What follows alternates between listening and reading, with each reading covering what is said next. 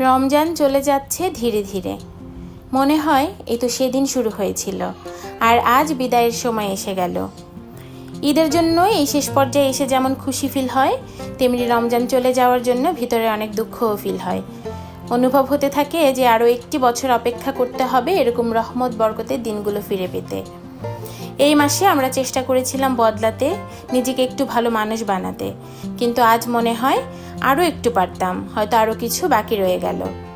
রমজান চলে যাচ্ছে, কিন্তু রেখে যাচ্ছে এক নরম অনুভূতি।